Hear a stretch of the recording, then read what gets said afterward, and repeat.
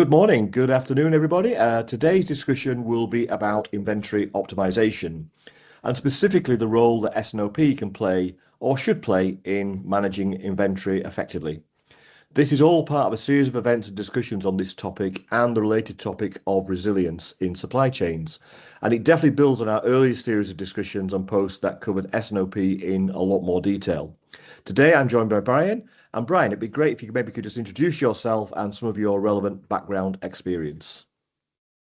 Good morning, good afternoon, everybody. Yes, I'm Brian McLaren. I've had various roles, both industrial leadership roles as well as consulting. So I've been on both sides, coaching people through how S&OP and inventory all link together, as well as being on the execution side of it was my train set and I had to go and deliver the change. I'm a great believer that S&OP sets your direction as to where you should hold your inventory, and then at the execution level tells you what quantity you need to hold to make those decisions valid. So yes, I'm looking forward to this discussion. Great, thanks, Brian. And as part of all of this series of discussions, I've been asking quite an open starting question, really, around exactly what are we talking about here. So I guess it'd be really interesting just to get your perspective on what we actually mean by inventory optimization, I guess with the emphasis on the optimization piece. And maybe as part of answering that question, we can maybe cover off a little bit about, well, what isn't it? And any other common misconceptions there may be around the topic. Okay, let's start off with what it's not. Inventory optimization isn't about reducing inventory. Everybody goes, oh, we're going to optimize it, mean reduce it. And go, no. Optimization is looking at your full end-to-end supply chain, not at individual points. So if you can think of a multi-site supply chain, it's looking at it in entirety and going, what's the best decision for the company or the business? So it might not be good for you because we'll hold more raw materials because we want flexibility, which means we hold less later on. So optimization is looking at the full end-to-end supply chain and from a business working back of what is the customer offering I want to give. So if you're happy to be, it's full manufacturing lead time, you can go, well, cool, all I need is a little bit of inventory to cover fallout, scrap, whatever else. If you don't have that, which most people don't, it's where to hold the inventory in your supply chain that gives you the greatest flexibility while servicing the customer. So do you want late stage customization? Do you want to hold inventory to manage fluctuations? So it's about where to hold it. And then you can work out how much are we going to invest in the inventory. So it's not about, we will hold 10. It's not about that. It is about, I'm going to hold my inventory as semi-finished goods because then I can customize them to get them out the door. Or I'm going to hold everything as raw materials because my manufacturing process is very quick. Or it could be, no, we're a stockist. We will have finished goods on the shelf and we will sell from stock because our range is quite narrow and we need to be very, very responsive. That's where S&OP comes into your inventory optimization. It's looking at its entire end-to-end, not at a single point.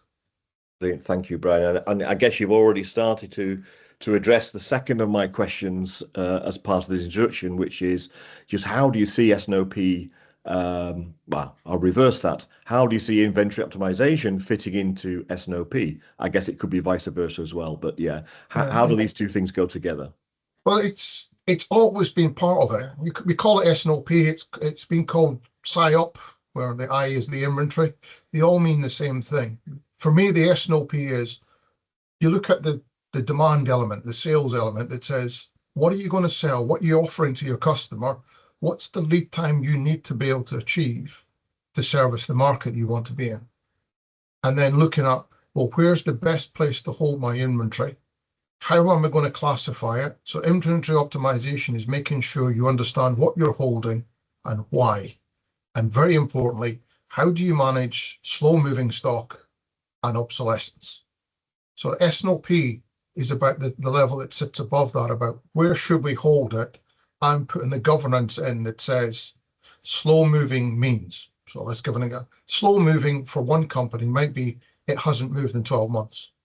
For somebody else, it could be it's not moved in 10 years, depending on what you are. So there's no one size fits all, but there is a rule of engagement that everybody goes. Define the rule that you want to apply, and then S&OP is there to ensure governance and compliance. So if you say, I will make a provision after 12 months, and then I will write it off after 24 months, S&OP is there to make sure that actually happens. Because there's always a reason of, we'll keep it, just in case. We might need that next week. And if you do that, suddenly you've got years worth of stuff gathering dust that you're insuring and counting and taking up space that just doesn't need to be. So that's where they come together. The S&OP is there to set the rules and ensure compliance, and then the levels below are about the execution of whatever you've set as the rule. And just a kind of follow-up question for that is, it's quite specific, but it just occurred to me as you were talking about the role of S&OP and how it works in relation to inventory. Despite everybody's best intentions, there will be situations whereby, for example, there may be some slow-moving stock or even obsolete stock. Do you see it as the role of S&OP to as a process or as a forum, as a decision-making place, if you like? Do you see it as the role of S&OP to address issues like slow-moving stock? It's more about holding people to account. So if we let's take an example of, we have set the rule that says after 12 months, we're going to set a 50% provision. After 24 months, we will set 100% provision.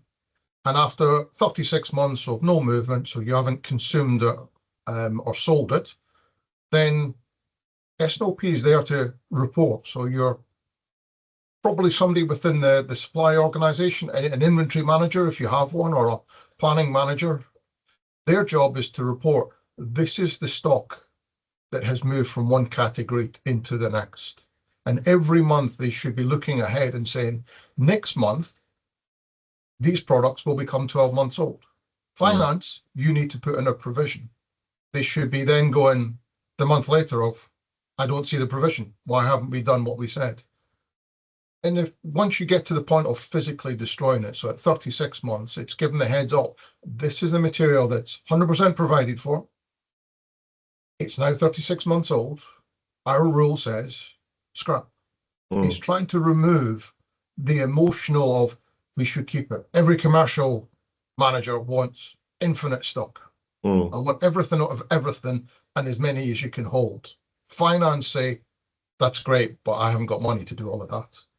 So the S&OP process makes sure that we comply with the rules.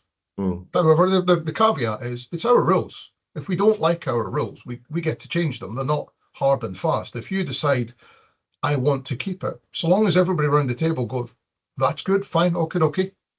But now we're deviating from the rules, and there needs to be a real reason.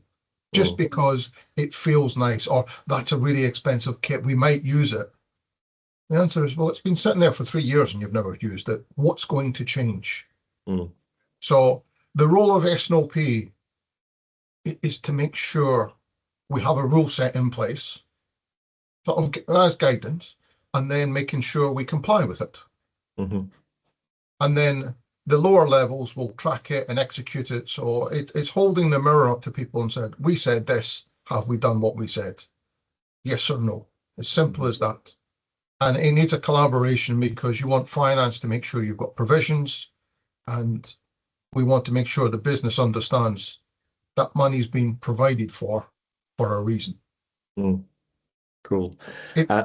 Sorry, one last point. It's also to help focus the commercial teams, because we put stock on the shelf for a reason, and we haven't sold what we thought we were going to sell. So before it gets 3 years old, the other element of that is finance should be tasking commercial teams of, go sell it, actively go and sell it. Because even if you get it, just recover our costs. That's better than throwing it in the bin. So it's when we talk about inventory optimization, it's not just about reducing inventory. That might be the wrong answer. Sometimes it's about increasing it, but most importantly, its role in S&OP is to hold people to account and make sure the inventory is working for us and is not just a dead weight that we will hold in stock and throw in the bin 3 years later. Mm. Thank you, Brian. And I think this you may have already touched upon, and maybe it's self-explanatory, but maybe it isn't. So I would like to ask you, I guess, your views on what happens when inventory through a good S&OP process is managed well. What are the benefits to an organization? It understands its cash flow, because if you just look at the inventory as cash, it sits on the balance sheet as cash. So if you can get it correct, you get that nice balance between getting revenue back into the company and the investment to hold inventory to drive revenue generation. You understand risk because you're putting inventory in there to manage risk. And it all helps focus. If you're putting inventory in there to manage the risk of we get fallout because we get scrap or rework, so things don't arrive when they're supposed to, or we throw in too much in the bin, it helps you understand, well, that's where we should focus, because if I could get all that money back, what else could I invest it in? So that's where it drives many things. So a good S&OP with a good inventory element to it keeps everybody focused of, we now know why we're holding the inventory. I'm a great believer when people say, I want to reduce it. I mean, well, do you know why you put it there? No, well, don't take it out, because your whole process will be built around that inventory holding. So if you change it, it might cause chaos. First task, go and understand why you put it there. And hence my define the rule behind the inventory holding, and then hold yourself to account. Mm-hmm. Cool. Thank you, Brian. Now, I guess this is I guess gets to the heart of some of the challenges here. So often we see that even with good intentions, that the topic of managing inventory seems to be replete with issues and challenges within organizations. It seems to be one of those areas where for so many organizations it's kind of like a blind spot, and we often see so many problems in terms of, as I mentioned earlier, obsolete stock, slow moving stock, etc., etc. So why is it, do you think, we so often see issues in managing inventory? What are the tensions that are going on with organizations that seem to cause these issues to keep reoccurring?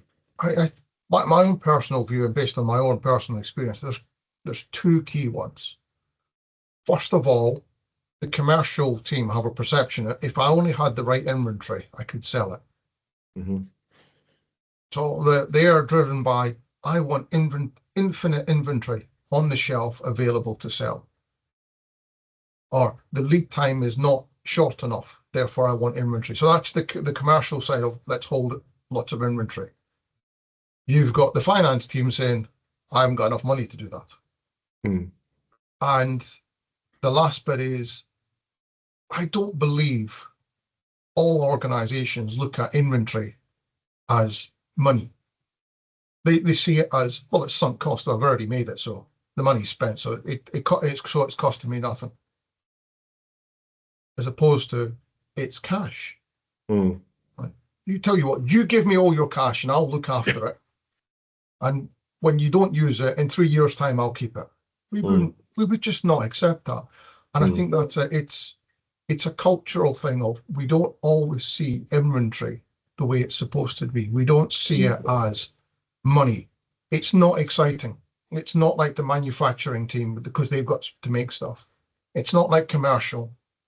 Normally inventory is in a warehouse, a big steel box someplace that is the lowest level in the organization, because we don't invest in the warehouse and stores team. We see it as just, it's a cost we've got to incur, so let's make it as cheap as possible.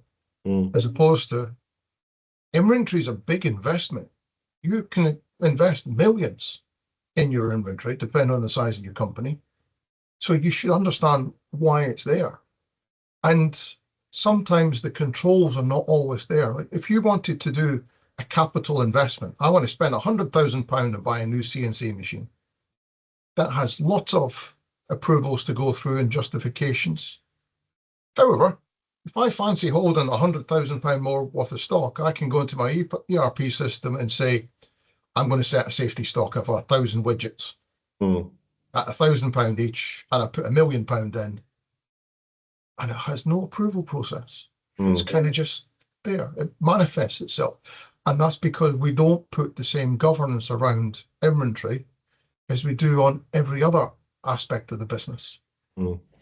So lots of competing things. The commercial want infinite stock. Operations want stock to manage the fallout in their process. But ultimately, I believe it comes down to the whole organization is not looking at inventory as investment. And doesn't put, and as such, doesn't put the controls in place. Yeah, that's a fascinating insight, Brian. And I guess you touched upon another aspect of that as well, which is around ownership. And I appreciate this is almost a ridiculous question, but I'm going to ask it anyway. Who owns inventory? Well, that's a great question, because the simple answer is everybody, because it's there for different aspects. Ultimately, the inventory you hold is based on a series of assumptions and business rules. So it should be whatever the forum is that is making that decision. That's the forum that owns the inventory.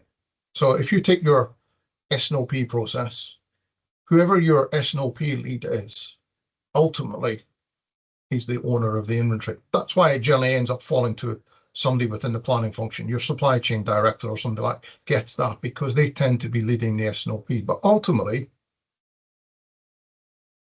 finance have a huge element to this. So the CFO, he's looking at how much money we're spending, how much money have we got tied up. Then if you want to, it should be a combination of a few people. Ultimately, it's not a committee, that's the wrong word. It's more like the trifecta of 3 people owning it, of commercial say, what is my offering and what do I need? Finance say, this is how much money I've got. And your S&OP conductor is working to achieve that balance. So if I had to pick a name, because you can only have one person with the A in the racy, it would be whoever is leading your S&OP as part of delegated authority. So if you're generally, if you want the perfect S&OP process and you evolve it up, the leader of it should be finance. Your CFO should own it, because they're the one that's balancing all the money. And under delegated authority, your S&OP owner will look after the inventory. Their job is to make sure we have rules in place and hold people to account. So, as I said, if you were to pick somebody, that's who I would pick, of whoever is your S&OP conductor. Yeah, that's an interesting provocation, Brian. It'll be interesting to see how that plays out in different organizations, because it's amazing how many times asking that question does result in either silence or the answer everybody. and that doesn't necessarily always help. If they go for everybody and say everybody owns it because we all have a part to play in it, but ultimately this person is the one that brings it all together, that's a good answer. So long as if they say everybody, but if they say everybody from a point of we don't actually know, so we just think everybody, that's the wrong answer. Exactly. So I think, again, you've alluded to this already, but I guess it may be good to make this explicit in terms of we know you're a great proponent of not just implementing S&OP, but making S&OP the kind of heartbeat of the organization. So how do you see, and how have you experienced S&OP helping to overcome some of these tensions and issues and pitfalls and challenges around inventory? It's very base level. It's there to balance the equation of you've got demand on one side and supply on the other. Inventory is managing that. They're the pivot point to try and balance. I need to be able to sell within 30 days, or I need to be able to sell within 8 weeks.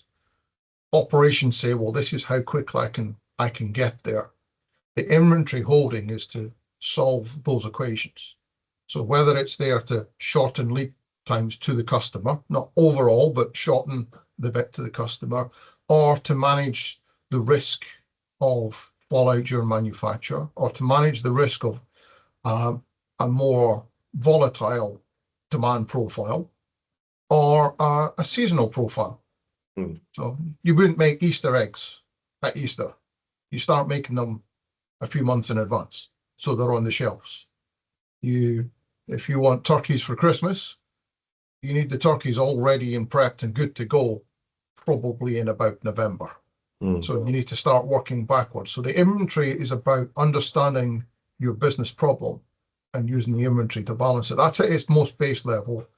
And then as you move through the S&OP, it's using inventory as a competitive advantage of how do I hold this inventory at the right place to get even better? How can I manage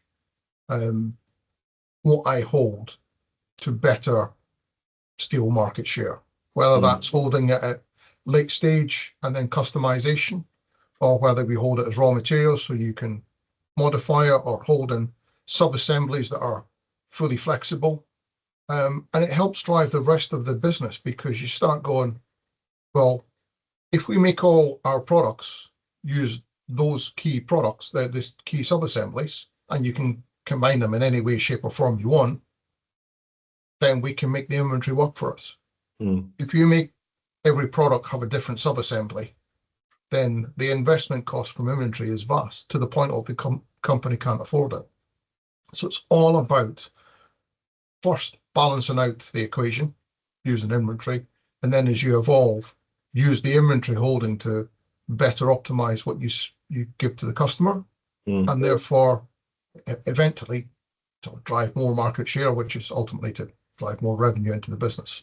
And I guess my takeaway from that is that actually implementing S&OP cannot be done without considering inventory as being part of the equation, part of the balancing that needs to take place.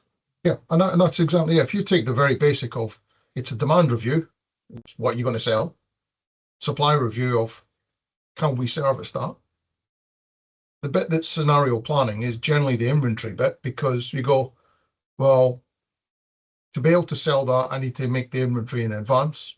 Finance, do we have enough money to invest to make inventory in advance? If the answer is no, then the response back to the demand is, very sorry, that's a great opportunity, but we don't have the money to invest in that, so we're not going to pursue it. So this is where you're starting to use inventory as cash, because if you get an order for 1,000, but you can only make 100 per week, you need to start building in advance. That means you have to buy all the raw materials. And therefore, that's where you're starting to use in the S&OP process. How can we make this work better for us? So that we go on and make decisions with full understanding of what it's going to cost, as opposed to, we've sold it, we've got the order, we've taken the customer's money, so go make it.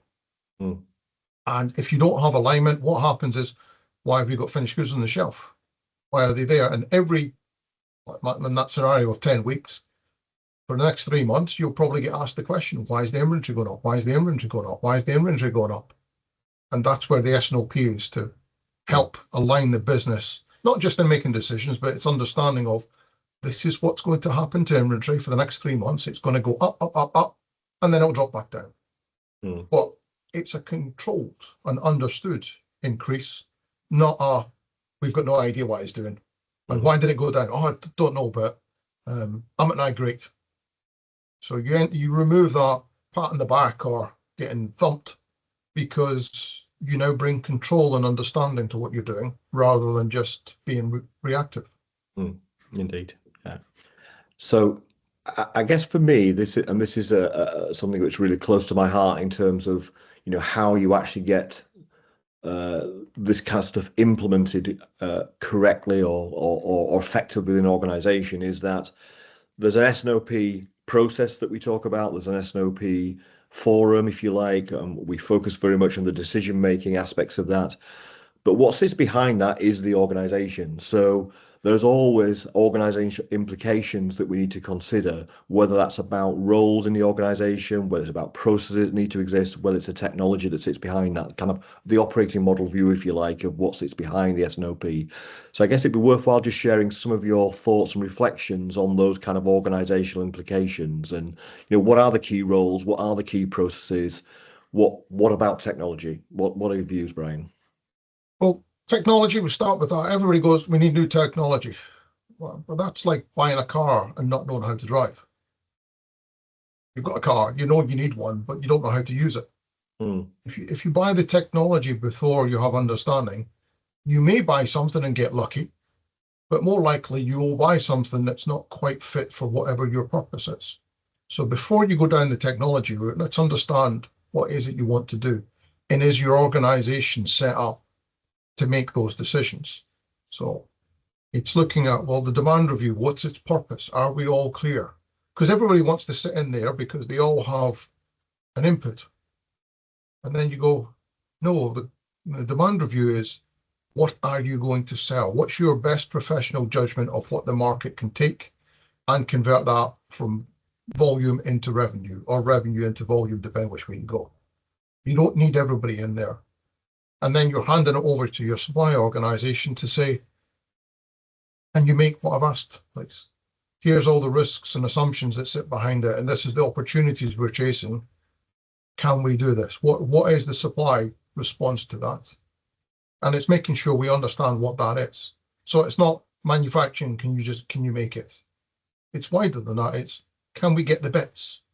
If the volumes are going to go up, have we actually gone and talked out to suppliers and said, what's your capacity? If I started selling double what I've got, treble what I've got, are you good enough?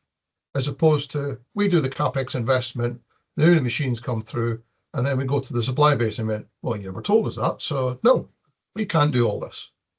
And that's the bit of where you want your S&OP to make sure that everybody's lined up. So in that supply review, it's not just your internal factory, it's your supply base, whether that be procurement or quality or stores, whatever it happens to be. It's not just the factory capacity, it's the capacity at each level. And ultimately, it will never balance. So it's who's going to make the scenarios, and ultimately who's going to make the decisions. Short term, it's probably sitting within operations as to what they can do.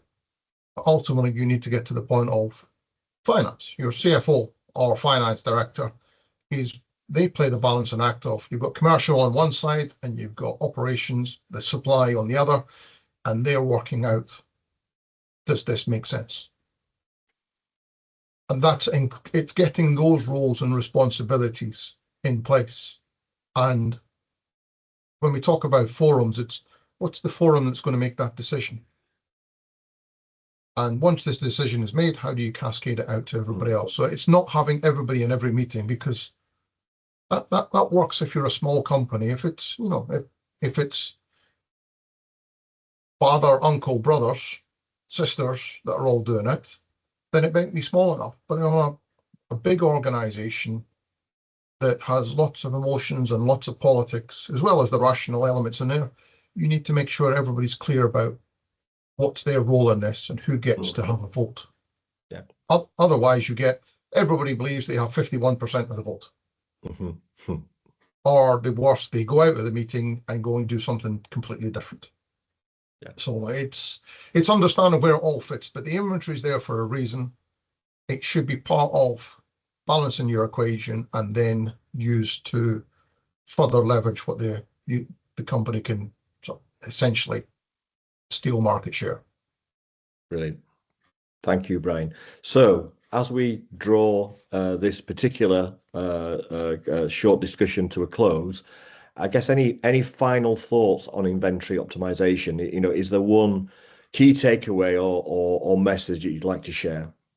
Well, I'll pull from my experience. My boss came to me and said, can you run a rapid inventory reduction program?